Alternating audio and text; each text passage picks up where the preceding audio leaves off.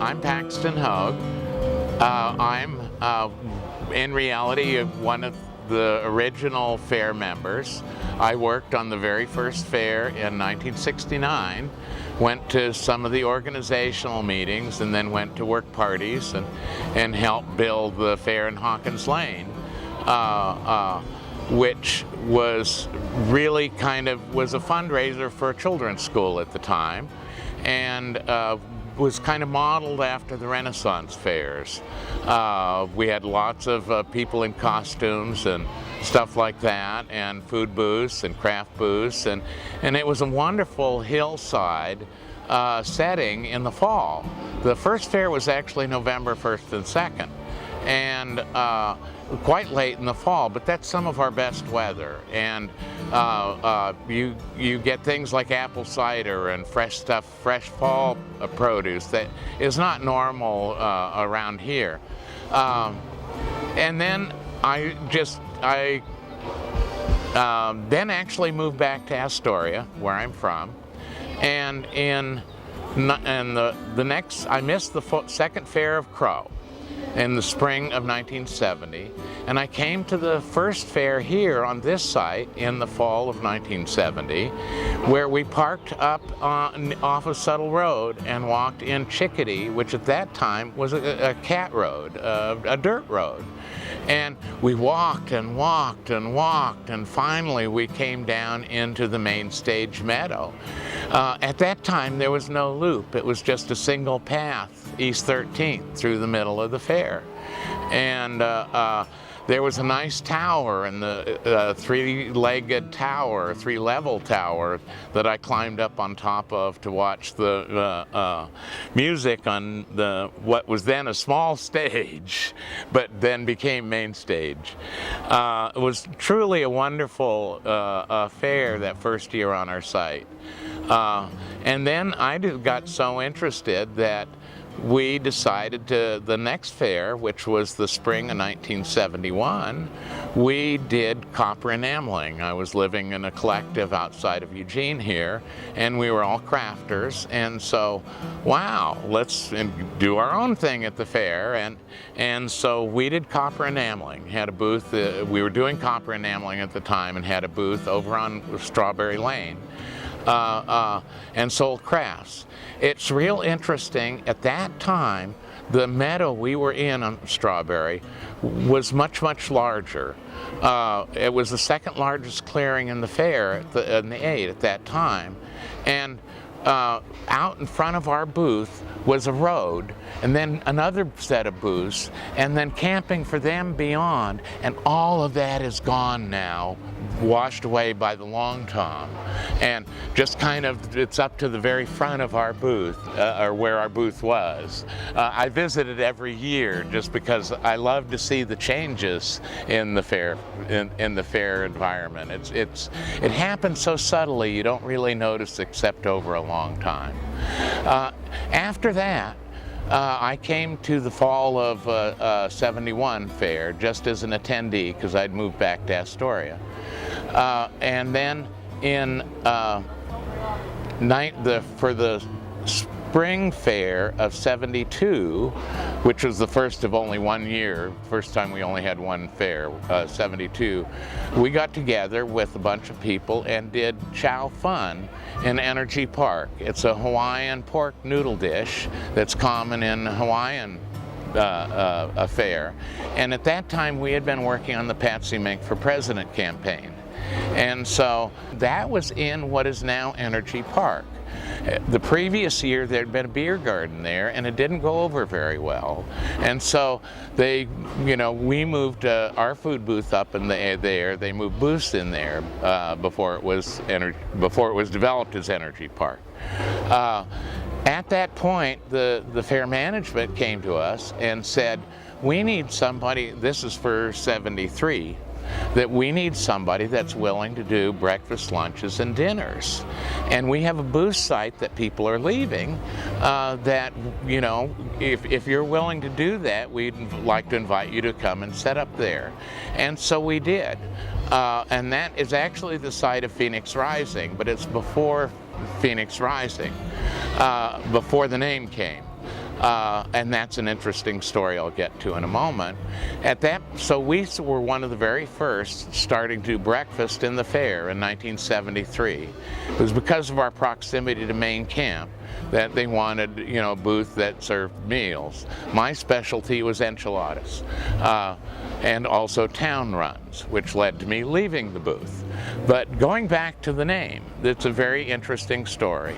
In the fall of '73, after our first fair, we had hauled in 200 fire brick and built a cast iron stovetop fire brick stove we powered by charcoal, donated to us by Kingsford in Springfield. We stored it all on site. In the fall of '73, the people that owned the land, before we bought it, let the Boy Scouts use the site. And when we came back in '74, we found all of our fire brick gone, and it was in little round circles out in Miss Piggy's, where the Boy Scouts had their encampment. And they had torn half the booth down for firewood, and it looked like firewood, so I'm not surprised. But, however, in rebuilding the booth in 1974, it became apparent that the name became Phoenix Rising, and it's stayed since. There's 4 generations now in it. It's its own nonprofit. None of the originals are left. It's really been a truly success story in its own in the fair.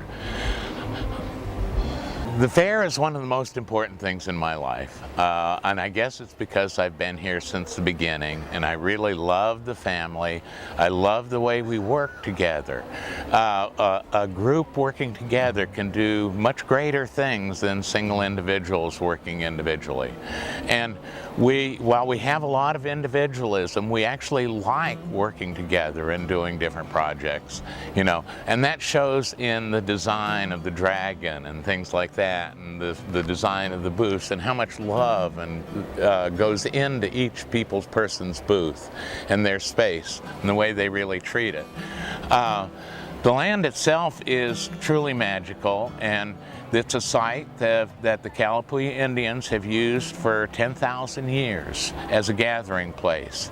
They came here and processed acorns and camas for their winter food stocks. This was a fall gathering point, and mostly women and children were here. The men were off hunting and doing other things, but they stayed here. We have hundreds, if not thousands, of camas ovens going back 10,000 years on our land as you dig into the ground. So we're very careful about what we have and how we dig and approach it. We also have a wonderful wildlife corridor that runs from the mountains here, the coastal range, all the way into Fern Ridge Reservoir. And I really see a lot of wildlife use this. I've seen wild turkeys here. I've surprised an otter on the Long Tom Log Jam. That was one of the highlights. I've ran across a red fox out in Maui. Now, they don't live here year-round because this site floods. And that's one of the most interesting things also is part of the dynamics of the area, is flooding. And I've come out here and canoed it. And right here where we're photographing this is probably 3 to 4 feet deep at its major flood stage. So there's not a lot of wildlife habitat that lives here year-round. It migrates in and out. It's very, very interesting. I suppose watching the changes on the land is one of the main reasons that I so much love the event. It's so rare that you can come back to a place year after year after year and really see little changes happen. I'm a real fan of history, so not only the history of us, but the history of the area itself. Why is it important to me? Well, the land, the people, the generations. I love seeing our kids come up, and I've really gotten over the fear of what's going to become in the future, because the kids that we attract, the children we attract, are either our own or ones that have the same values as us. And I really love seeing them step into different people's jobs, crew jobs, things like that. Renee and the water coordinator here, I remember her. She was part of the Castler clan that we referred to earlier that started Phoenix Rising. But that was before she was. I should say her mother was part of the Castler clan, and Renee was out here in utero, and now she's head of water coordinator in her late 30s. You know, it's quite fascinating the way the family grows up. And I love, that's another part why it's so important to me. I view it really as a family more than an event, and that's one of the most difficult things in some senses to put together, because an event is, you know, structured commercially, and the family is structured organically. And that's one of the reasons I've run for the board for several of these years, is because I'm really concerned about keeping the organic family structure is the most important thing to me.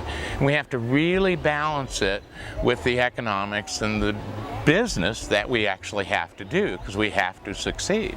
It's not just, you know, we have to succeed financially, and we do. We give a lot of money away to our other nonprofits and really support arts and education in the Vinita Elmira area.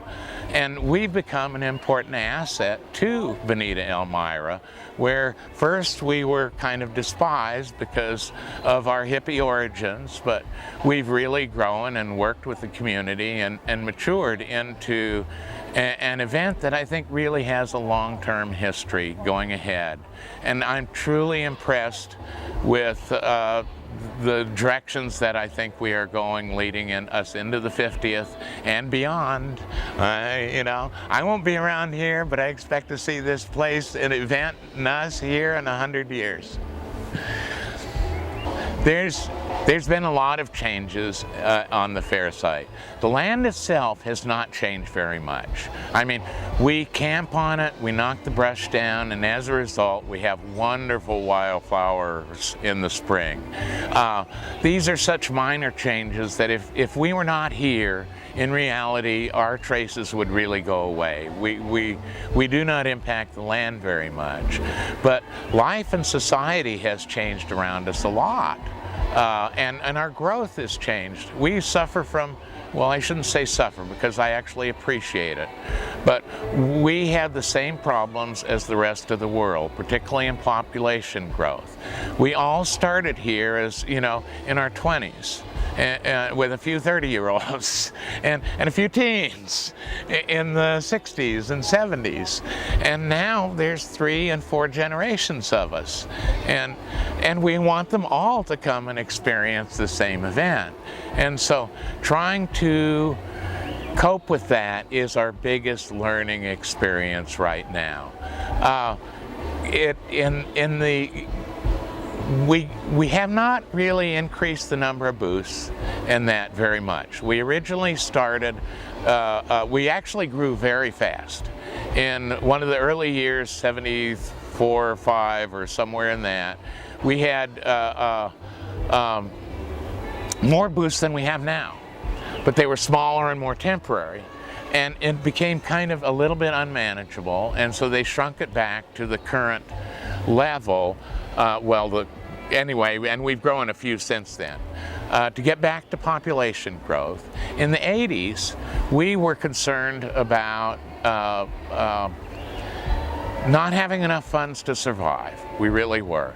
And so they made a concerted effort to increase the population, the gate. In the gate, in the 80s, we probably had, 9 or 10,000 as a gate, and probably 3,000 or 4,000 of us on site to do the event. But we have grown considerably beyond that now. Now our population is equivalent.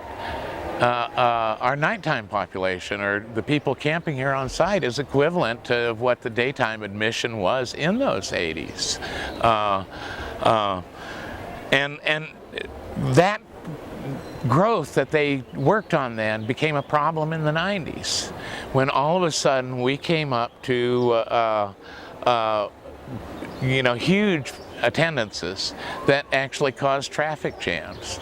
So in the mid-90s, we decided to slow that down and have really tried to keep a manage both how many people we have on site and how many people we have coming. And slowly add land to our base. We originally started with 280 acres, and now we have 446, I believe.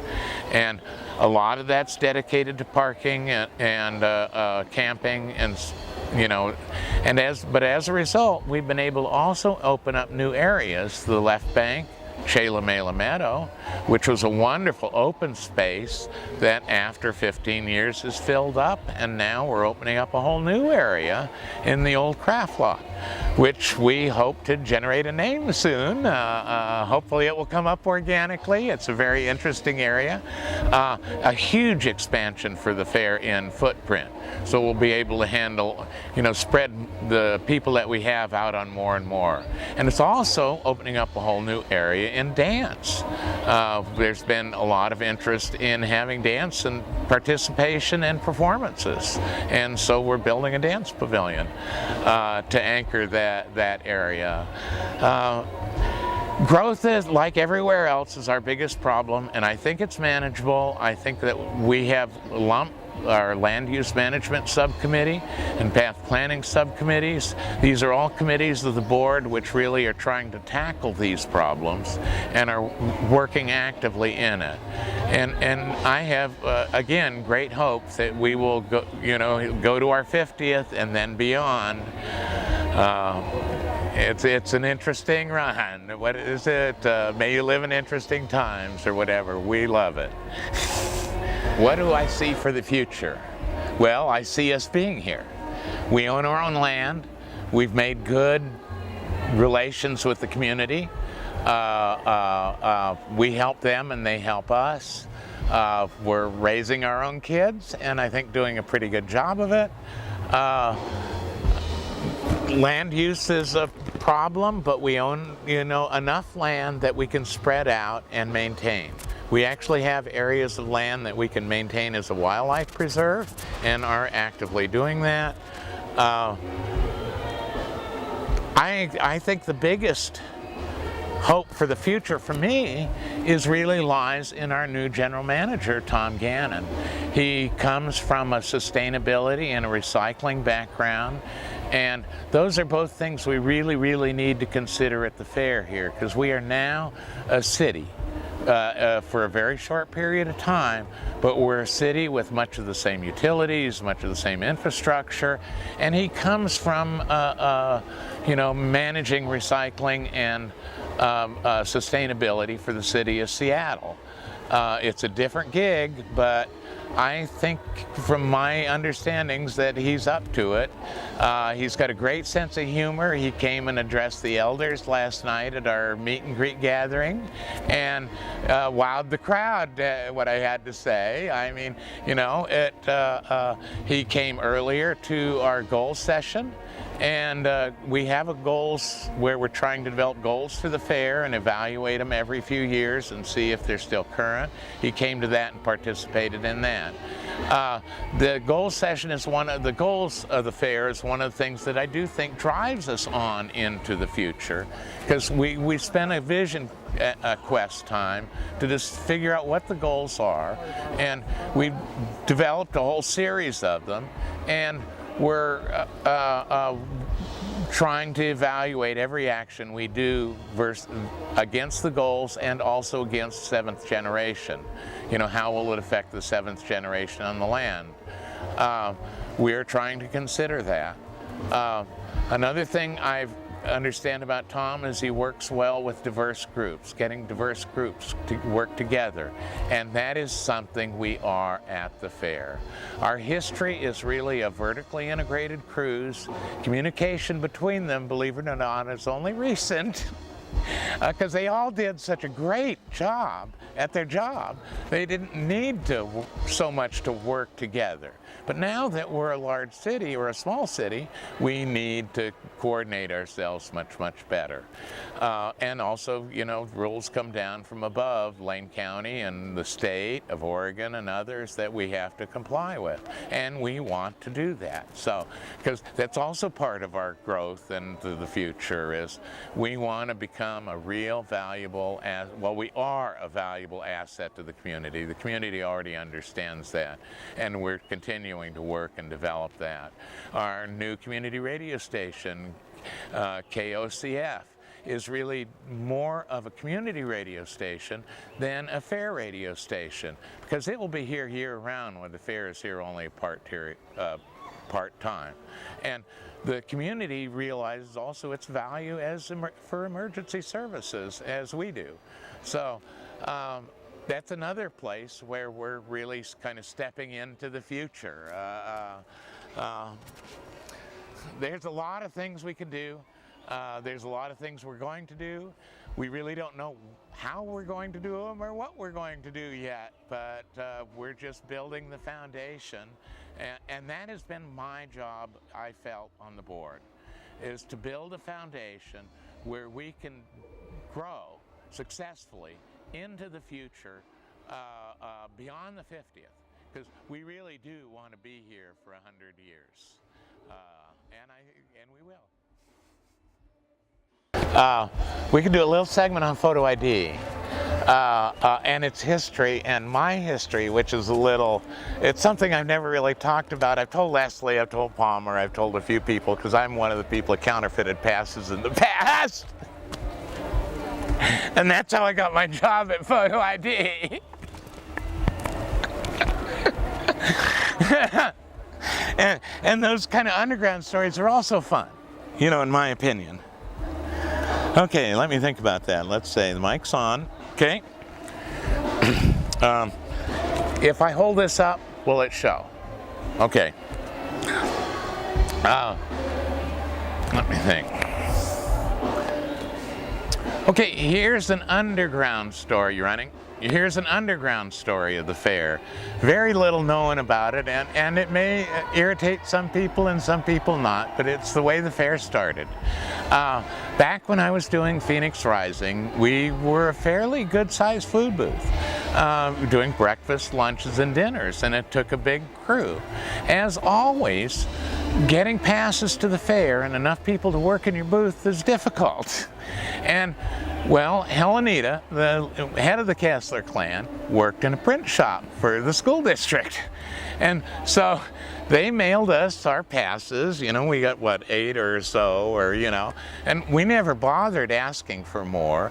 We just made our own. And this is in the 1970s, you know. We were never going to have another fair again. They're never going to rent it to us again. This is the last fair. But anyway, so that was kind of the attitude at the time. And so we just printed our own passes, not really distributing, you know, selling them or distributing liberally, though I know of at least 2 coordinators at the fair, past coordinators that got their start with one of those counterfeit passes. And so in the late 70s, I kind of opted out of Phoenix Rising because it just was too much work, and doing town runs, which I was largely responsible for, nobody wants to leave the site. Really, it's a big bummer. And so I finally burned out on the site, turned on Phoenix, turned it over to other people, and then basically snuck in for a couple of years. And I knew how to do it because I'd been here. And then so I didn't worry about it. Then in 1985, we were given another booth, Friends of Bagby Hot Springs. And so we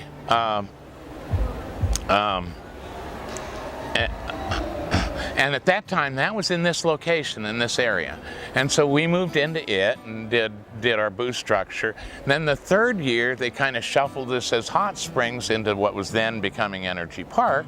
And we got less passes. So I said, okay, don't worry about me, I can deal with myself, you know. I snuck in again that year, actually working in the booth without a pass.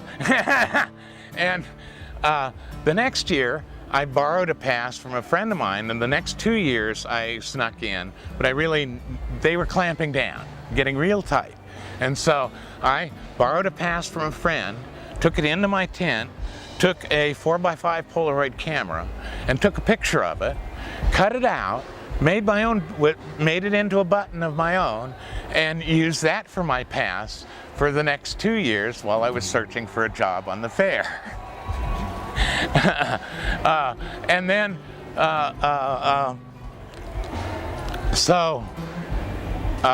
finally, in 1989, I believe, 89 or 90, they put in the water system. I showed up. I ended up with a job doing plumbing for water and earned my pass through those methods.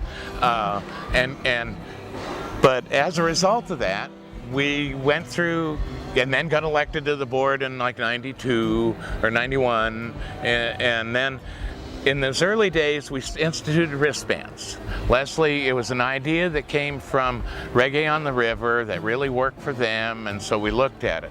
But we nearly had a revolt, because there's a large contingent of the fair family, kind of anarchists, that, you're gonna ban me? Oh no! And so, as part of that process, we developed Photo ID, which became my responsibility because I had let Leslie know of my past experiences. And so this became my job, and I started the Photo ID crew in like 92.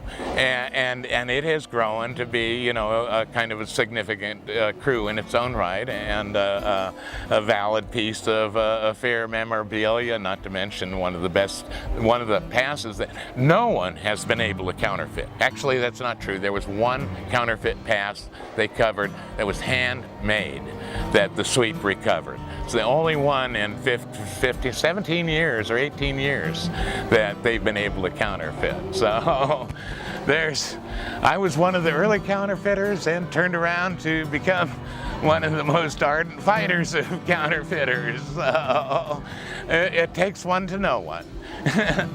And one of those fair stories that you probably don't hear very often.